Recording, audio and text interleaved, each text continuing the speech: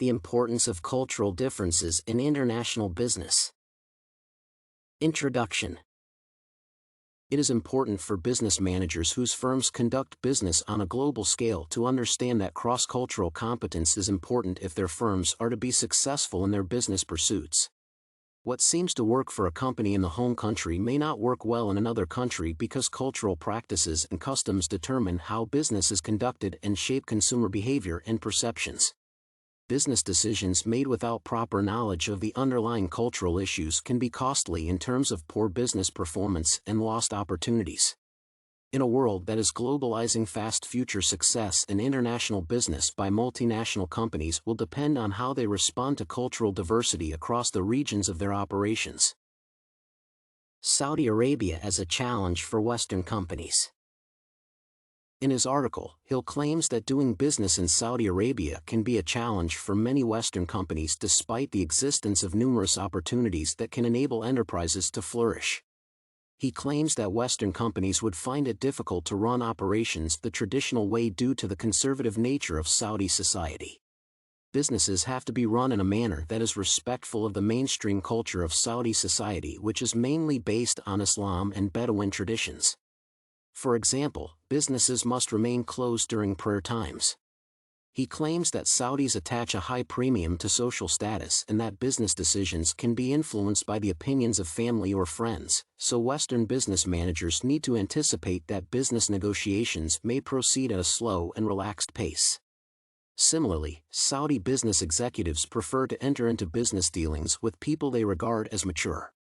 The main argument in Hill's article is that for Western companies to be successful in Saudi Arabia, they must harmonize their business operations following the customs and business norms of Saudi society.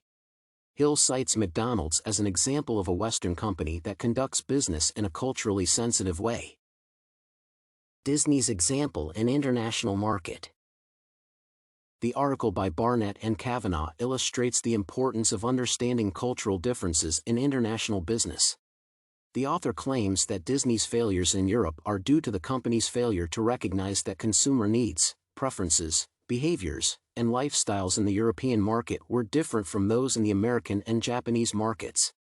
Another claim is that the management overlooked and failed to plan strategically when the first instance of resistance toward the implementation of the project occurred. The article argues that since Disney did little to change its management strategy to accommodate the cultural differences of the European people, the company was unable to realign its business strategy in a way that could have enabled the company to appeal to the needs, preferences, and lifestyles of consumers in the European market. The other argument is that the management at Disney relied on their successful experiences in the American and Japanese markets as a decision-making framework for their operations in Europe, which was new territory, and this strategy did not work for Disney. Conclusion.